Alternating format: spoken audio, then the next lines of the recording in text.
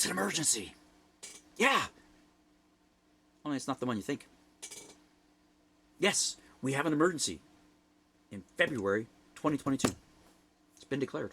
Twice, actually, if we include Ontario declared a state of emergency, and now the federal government has declared a limited state of emergency. Okay. Well, the emergency I'm going to talk about is July 1935. You know, we've been here before, eh? A variation of the theme. Back then, it was give or take 1,000 young men riding trains going to Ottawa after they'd participated in a general strike in Vancouver. There was more of them in Vancouver. But their core organizers, protesters, organizers. So the core organizers were communists. Yeah. 1935, think about it. 1935, communists, Canada, the perception of communists, and some of the realities of communists. And like, remember, this is the time when the Nazis were considered good guys. 1935. 1 year out from, the Olympics in Berlin. The amazing transformation. Weird, eh? Really weird. And so now, these young men were camped out in a fairground in Regina. And the leaders, those organizers, the communists, had made deals with the Premier of Saskatchewan that, they'll be okay. They're hungry. They need to be fed and poorly clothed. We're not talking no big-ass truck with a camper in the back here. These guys were roughing it.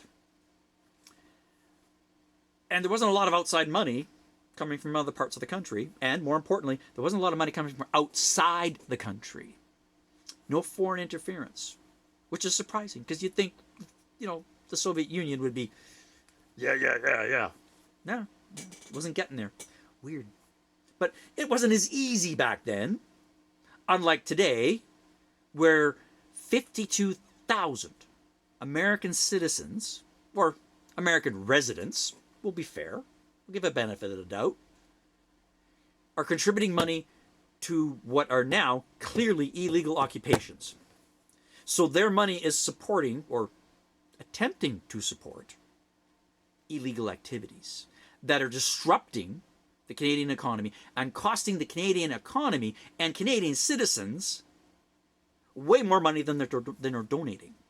Because protesters and a handful of extremists are holding the country hostage. It's an emergency, Especially when what they were complaining about, or a large portion of what they were complaining about, was within provincial jurisdiction. And the provinces, many of them, have announced their plans on how to meet what they were complaining about. Not because, they're bitching, because most of them are already planning on it already. They just moved up a few days, or weeks, depending on circumstances. We'll see how that works out, since we really don't know. And anybody who thinks they know, yeah. See that finger? Pierre Trudeau really liked that finger too.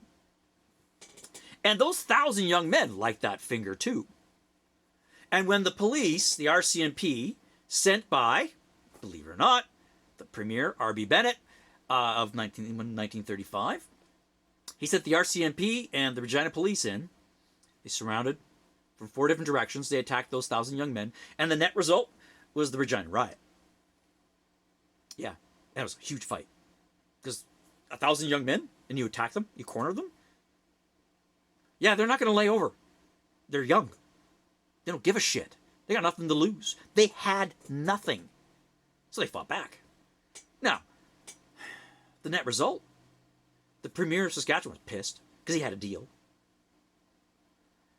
Lots of people got arrested. Lives were lost. Fortunately, 1 police officer and 1 trekker. That's known of. If there were any other losses, records were deliberately altered, so no one actually knows. The people who were there, who knew, well, they're not with us anymore. They can't tell us. There's rumors. Lots of people are injured, property damage, you name it. Though, ironically, no looting except one store. But a lot of places burnt down, which is, might as well have looted the place. It's an emergency. And today we're faced with that same emergency, only different. We have a large group of people, and amongst them we have some extremists. People who want to overthrow our government, or change the government, or frankly, they want to be the government. Kind of sounds like the communists back in 1935, right? Well, guess what? These people have more in common with the Nazis than they do with the communists, which is ironic because they had a lot in common. Weird how that works, eh? And that's my point. We've been here before. And what happened, and the prices, the political prices that were paid by Bennett, and who knows what price the Prime Minister Trudeau was going to pay politically. I don't know. I have no clue. But fortunately for Canada, 1935 was a turning point.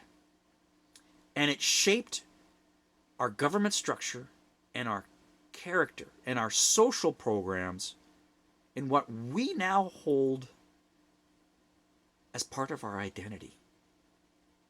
My hope is that when we are done with this emergency, this mess, that the same thing happens. Am I worried that it's not going to go that way? Yeah. Because I also remember what happened in the past. Because we've been here before. We're at a crossroads.